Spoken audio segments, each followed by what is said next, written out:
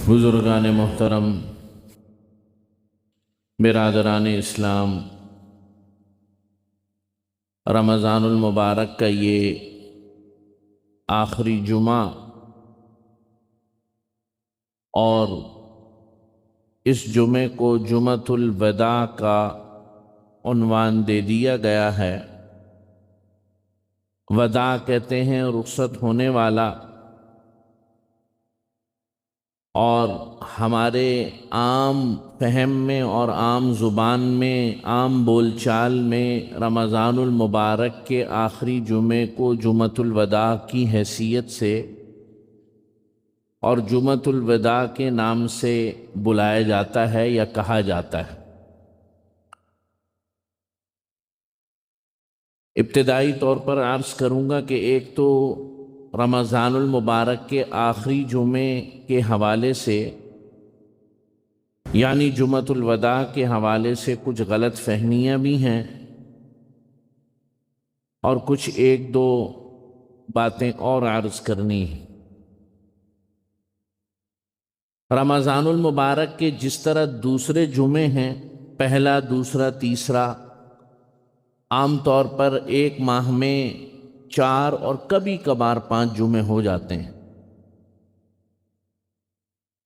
تو رمضان المبارک کے سارے جمعوں کی حیثیت ایک جیسی۔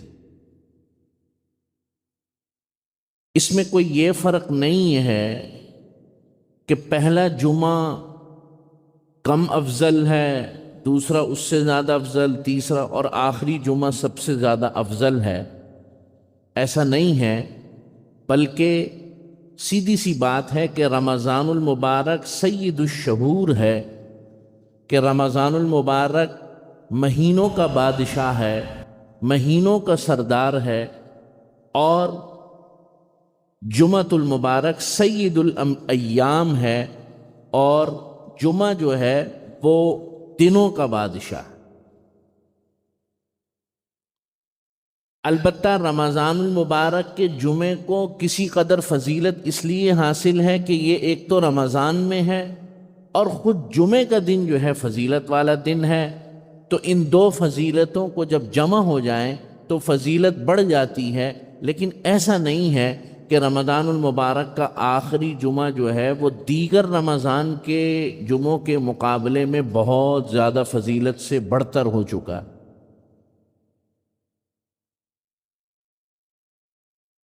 ہماری ذمہ داری ہے، امت کے علماء کی ذمہ داری ہے کہ وہ لوگوں کو افراط و تفریط سے بچائیں۔ چنانچہ ہمارے یہاں مشہور ہو گیا کہ جمعۃ المبارک کے اندر، معاف کیجیے گا، جمعۃ الوداع میں خصوصی اہتمامات کرتے ہیں، یہ سمجھ کر کہ یہ شاید دیگر جمعوں کے مقابلے میں بہت زیادہ فضیلت رکھتا ہے۔ شریعت میں ہر چیز اپنی جگہ پر ہے، کسی بھی چیز کی فضیلت کو گھٹانا یا بڑھانا یہ میرے اور آپ کے بس کا کام نہیں ہے، اور نہ میں اور آپ کر سکتے۔ یہ تو خاتم النبیین حضرت محمد مصطفیٰ صلی اللہ علیہ وسلم چیزوں کے ثواب کو اور اعمال کے گناہ کو اور اعمال کے ثواب کو طے کرنے والی ذات صرف اللہ رب العزت کی ہے یا رسول اللہ صلی اللہ علیہ وسلم۔ اس لیے ایک دو باتیں عرض کرنی تھی پہلے جمعۃ الوداع کے حوالے سے۔ پہلی بات تو یہ کہ اس دن کے حوالے سے کچھ چیزیں مشہور بھی ہو چکی ہیں معاشرے میں۔ ان میں ایک سر فہرست قضائے عمری، کہ اس دن مخصوص طریقے سے اگر 4 نفل یا 2 نفل ادا کر لیے جائیں تو جتنی زندگی بھر کی قضائیں ہیں وہ سب کی سب ادا ہو جاتی ہیں۔ سبحان اللہ، ہول سیل میں ڈسکاؤنٹ لگا ہوا۔ یہ پتہ نہیں کس کو سوجھی کہ اس نے کہا کہ جمعۃ الوداع کو 4 نفل ادا کر لو، 2 نفل ادا کر لو، ساری زندگی کی قضائیں ہو جائیں گی۔ بھائی بالکل غلط بات، من گھڑت بات اور جھوٹ پر مبنی بات۔ قضا، نمازوں کی قضا کا وہی طریقہ ہے جو شریعت نے بتایا ہے، ایک ہی طریقہ ہے، وہ یہی ہے کہ ہر نماز کی قضا کرے جو جو چھٹی ہے۔ تعداد نہیں پتہ تو اندازے سے ادا کرنا شروع کر دے، اگر پوری ہو گئی تو ماشاءاللہ فبیہا، بہت اچھی بات ہے، اور زیادہ پڑھ لی تو نفل میں شمار ہو جائیں گی، اور اگر زندگی میں پوری نہیں کر سکا، کوشش کر رہا تھا، تو انشاءاللہ تعالی اللہ رب العزت کی ذات سے امید ہے کہ وہ اس کوشش کو جو ہے ضرور قبول فرمائیں گے، اور جو کمی کوتاہی رہ گئی ہوگی اس کو اپنی جانب سے پورا فرما دیں۔ لیکن یہ کوئی وہ نہیں ہے کہ جناب اس کو یہاں 4 نفل 2 نفل پڑھ لیں اور ساری زندگی کی قضائے عمری ادا ہو گئی، بلکہ مزے کی بات تو یہ ہے کہ جو مر گئے ان کی بھی ادا کر لو، جو مر گئے ان کی بھی ادا کر لو۔ تو ہمارے یہاں ایسے لطیفے عام طور پہ ہوتے رہتے ہیں، اور ایام کی فضیلت کو بڑھانے کے لیے اور اس کو بہت زیادہ، جسے کہنا چاہیے مبالغہ آمیزی سے لوگ کام لیتے، حالانکہ رمضان المبارک تو اپنی ذات میں ہی پورے کا پورا، یکم رمضان المبارک سے لے کر 29 یا 30 جتنے بھی روزے ہوں، آخری لمحے تک رمضان المبارک سراپا رحمت، سراپا برکت، سراپا اور شرم دلائی ہے، غیرت دلائی ہے، جو کہ ابھی بھی نہیں آ رہی اس امت کو۔ اس بات کو ذہن میں رکھنا چاہیے کہ ہمارے لیے لاہ عمل کیا ہونا چاہیے اس امت کے لیے۔ غلط بات جو ہمارے یہاں آہستہ آہستہ اب مزید جو ہے وہ پختہ ہوتی جا رہی ہے، کہ بچے جو روزے رکھنے کے قابل ہو جاتے ہیں یا جن پر فرض ہو جاتا ہے، تو ان کو پہلا روزہ جمعۃ الوداع کا رکھواتے ہیں۔ اگر تو فرض ہو گیا روزہ تو وہ تو یکم رمضان سے شروع کروانا ہے، بھائی فرض ہو گیا نا، سمجھیں بات کو سمجھیں۔ اگر کسی بچے پر روزہ فرض ہو گیا اور وہ بالغ ہو چکا ہے، تو وہ فرض یکم رمضان سے ادا کرنا ہے یا جمعۃ الوداع سے ادا کرنا ہے، کہ جو کہ آ کے 26واں 27واں روزہ بنتا ہے، عام طور پہ 25 26 27واں روزہ بنتا ہے آخری عشرے میں آ کے۔ تو یہ جو 25 26 روزے چھوڑے ہیں، یہ کس چکر میں چھوڑ دیے بھائی؟ تو لوگوں میں مشہور ہو گیا کہ بھائی بچے کا روزہ شروع کروانا ہے جمعۃ الوداع سے، برکت ہوگی۔ برکت نہیں ہوئی، گناہ ہو گیا، گناہ کبیرہ ہو گیا، کہ بالغ بچہ ہو گیا ہے، روزہ رکھنے کے قابل ہو گیا ہے، روزہ اس پر فرض ہو گیا، اور آپ نے 25 26 روزے یا جتنے بھی بنتے ہیں جمعۃ الوداع تک چھڑوا دیے، اب اس کو قضا کرنی پڑے گی رمضان کے بعد یا جب بھی۔ تو یہ دونوں چیزیں جو ہیں بالکل غلط، من گھڑت اور بے بنیاد۔ علماء کرام سے پوچھ کر چلنا چاہیے، اور مسائل کے اندر جو ہے ہر آنے والی چیز جو واٹس ایپ پر آ رہی ہو اور جناب جو فیس بک پر آ رہی ہو، اس کو اختیار کر لینا، یہ کوئی عقل مندی کا تقاضا نہیں ہے۔ رطب و یابس، اچھا برا سب کچھ ملا ہوا ہے۔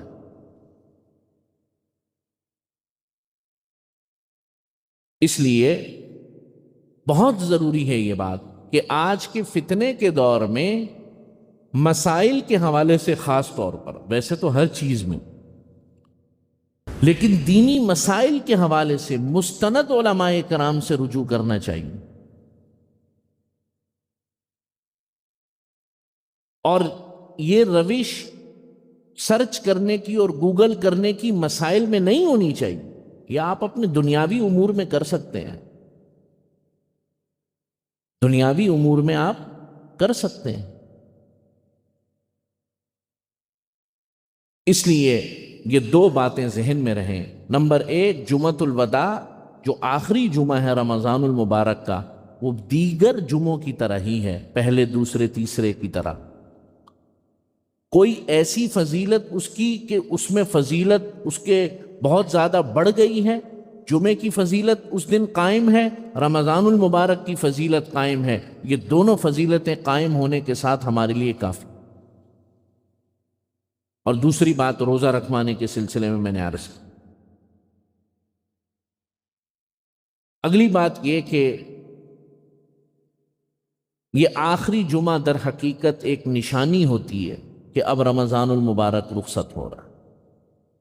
اللہ کا یہ عظیم الشان مہمان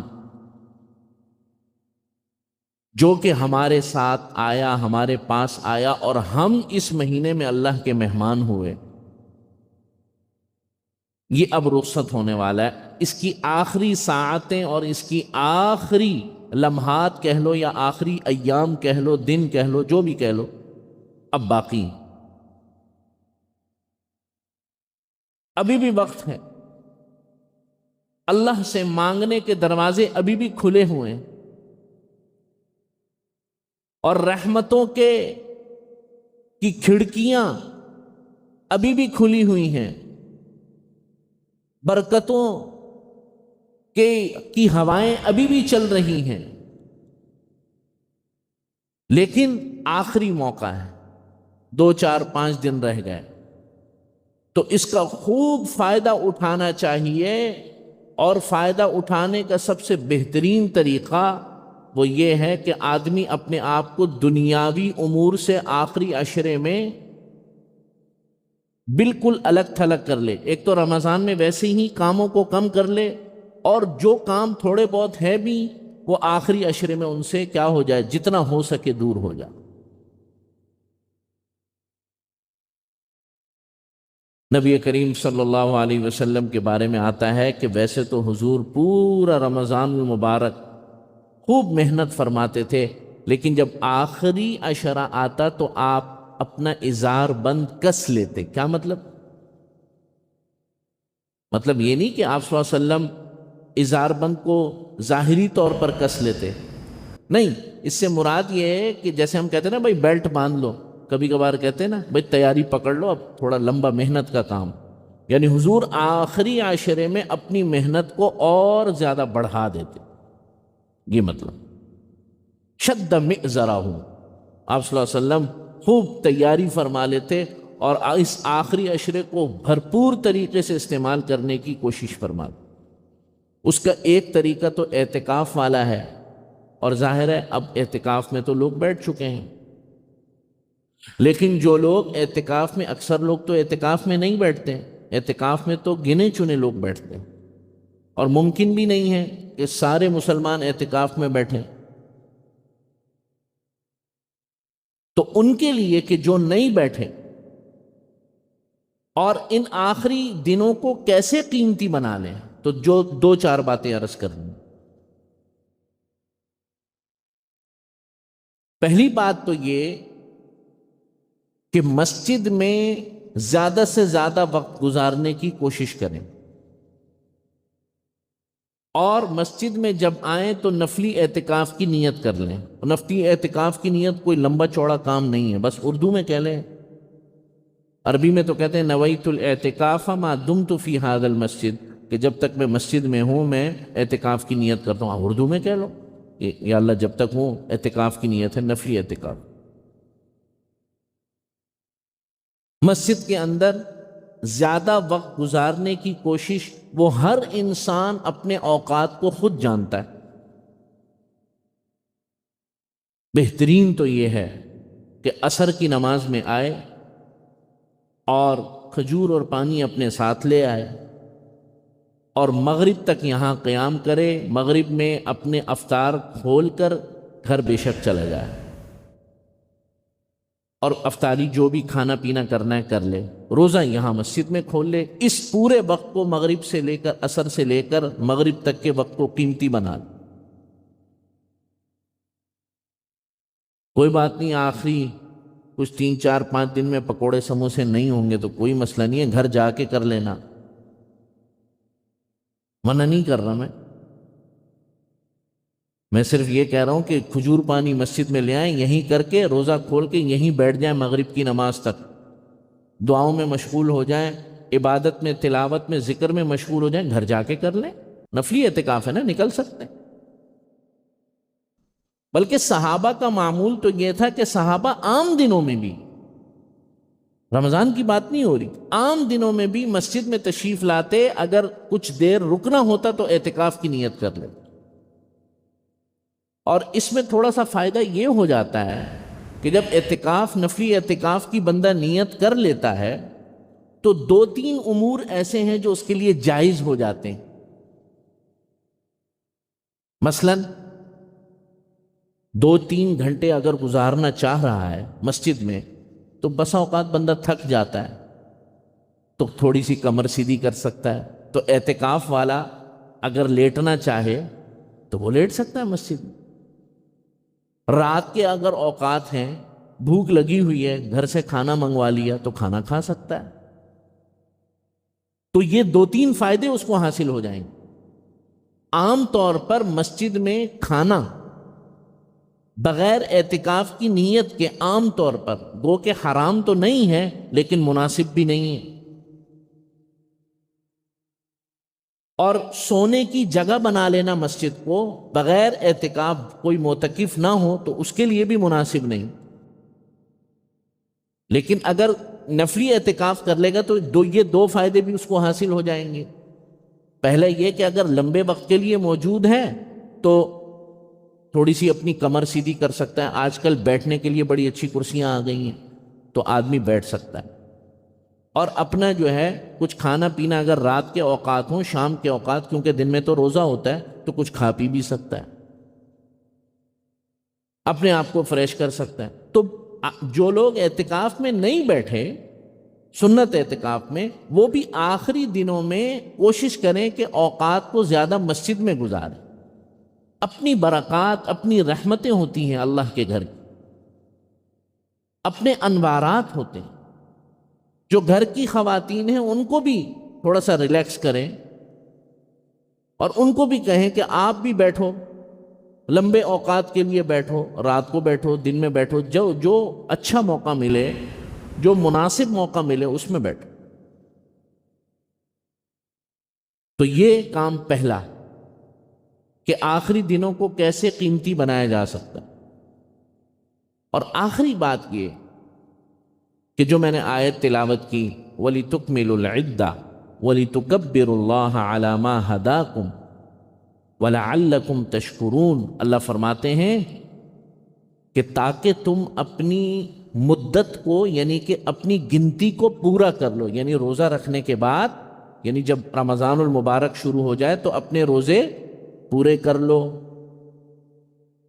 وَلِتُكَبِّرُوا اللَّهَ عَلَى مَا هَدَاكُمْ، اللہ کی کبریائی بیان کرو اس بات پر کہ اس نے تمہیں ہدایت عطا فرمائی، وَلَعَلَّكُمْ تَشْكُرُونَ، اور شاید کہ تم شکر گزار ہو جاؤ۔ مطلب یہ کہ رمضان المبارک کی یہ جو ساعتیں ہمیں مل گئیں زندگی میں، اس پر آدمی آخر میں شکر ادا کرے۔ عبادتوں کی تکمیل پر شکر ادا کرنا۔ کتنے لوگ ایسے تھے، ہزاروں ہوں گے بلکہ لاکھوں ہوں گے، کہ جو پچھلے سال مسلمان رمضان المبارک میں تھے، اس سال نہیں ہیں ہمارے ساتھ، اور ہمیں یہ تھوڑی دنوں کی مہلت ملی ہوئی ہے انشاءاللہ تعالی، اور اگلے سال کا ہمیں بھی کچھ پتہ نہیں۔ پتہ ہے کسی کو؟ کسی کو نہیں، اگلے دن کا بھی نہیں پتہ۔ حقیقت تو یہ ہے۔ تو اس پر شکر ادا کرنا کہ یا اللہ یہ بھی جو کچھ ہوا آپ کی توفیق سے ہوا، آپ کی توفیق سے یہ ساری مدد شامل حال رہی، تھوڑی بہت عبادت کر لی جیسی تیسی، لیکن آپ کی توفیق سے کر لی، اس پر اللہ تعالیٰ کا شکر ادا کرنا۔ یہ 3 کام ضروری ہیں۔ نمبر 1 وہ یہ کہ جمعۃ الوداع کے حوالے سے کوئی خصوصی اعمال نہیں، عام جمعوں کی طرح ایک جمعہ ہے۔ نمبر 2 جتنے دن ایام رہ گئے ان کو قیمتی بنانا ہے اور اپنی مغفرت کروانی ہے۔ جیسے میں نے عرض کیا پچھلے جمعے یا اس سے پچھلے جمعے کو، آپ صلی اللہ علیہ وسلم نے بد دعا فرمائی اور عجیب بات یہ ہے کہ دعا کرنے والا جبریل علیہ الصلاۃ والسلام اور آمین کہنے والا محمد الرسول اللہ صلی اللہ علیہ وسلم، اور وہ اصل میں دعا نہیں ہے بلکہ بد دعا ہے۔ اور حضور کی زبان اطہر، زبان رحمت سے بد دعا کا نکلنا بہت نایاب ہے، بہت نادر ہے، بہت ریئر ہے۔ اس کی سختی کو آپ اندازہ کریں کہ حضور فرما رہے ہیں کہ جس کو رمضان المبارک کا مہینہ مل گیا اور اپنی مغفرت نہیں کرا سکا، تباہ و برباد ہو، خاک آلود ہو وہ شخص۔